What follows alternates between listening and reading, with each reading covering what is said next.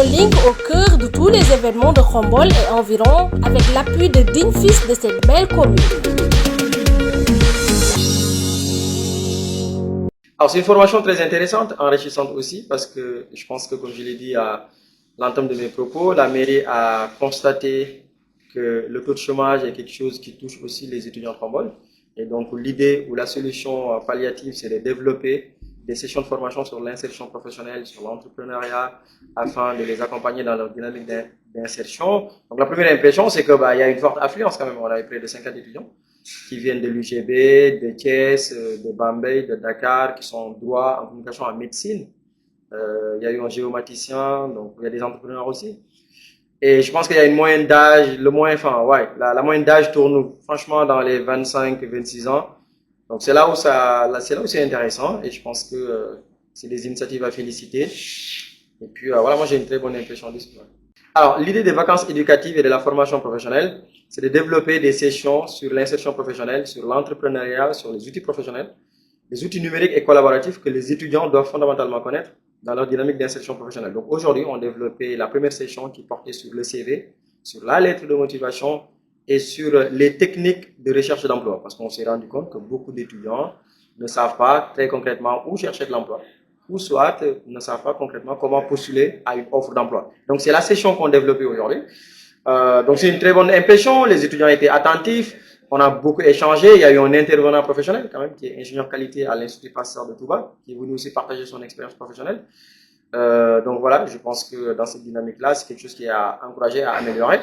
Demain, on aura d'autres sessions jusqu'à vendredi et samedi, ça sera la remise des attestations de fin de formation. La commission éducation, formation et entrepreneuriat, que je félicite au passage, qui ont quand même fait une organisation extraordinaire pour tenir cette deuxième édition des VFP, que je rappelle, la première édition a été faite l'année dernière en distanciel. Et donc cette année, la commission, en collaboration avec la mairie, a bien voulu le faire en format présentiel, parce que c'était intéressant. Et d'ailleurs, l'affluence le montre.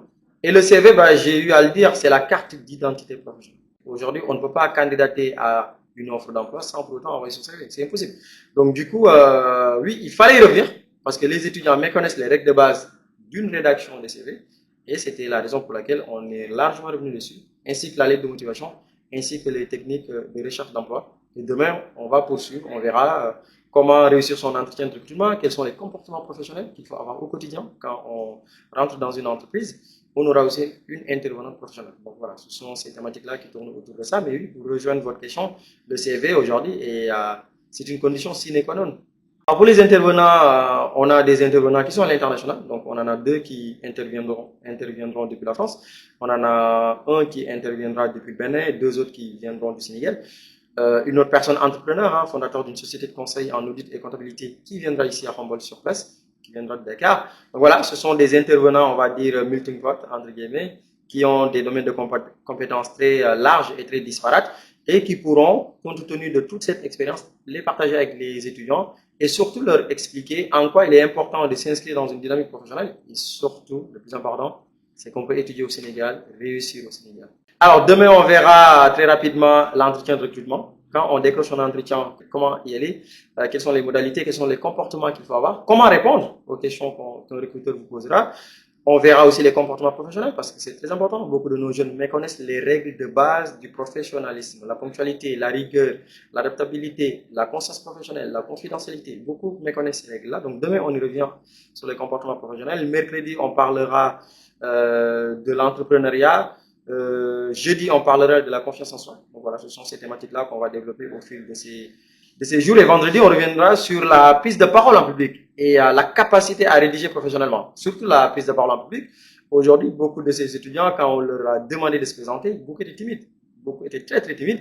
Et donc aujourd'hui, il faut qu'on leur explique que la communication orale est devenue quelquefois même un hard skill, ce que les Anglais appellent une compétence forte, qui est devenue fondamentale dans une entreprise. Donc, on reviendra sur la maîtrise de la communication, la maîtrise de la parole, le verbe, comment articuler, comment convaincre, comment développer. Ça, on verra ça vendredi. Donc, voilà, d'une façon générale, ce sont ces thématiques qui tournent donc autour de l'insertion professionnelle, autour du développement personnel, autour de l'entrepreneuriat, autour des outils numériques et collaboratifs à connaître systématiquement quand on est étudiant. Et donc, c'est cette raison-là c'est la raison pour laquelle la mairie de Khombol, avec la commission éducation, entrepreneuriat et formation, ont bien voulu développer cette session qui, je pense, est fondamentalement importante, voire même peut-être l'un des programmes les plus importants, parce que l'éducation aujourd'hui est à la base de tout.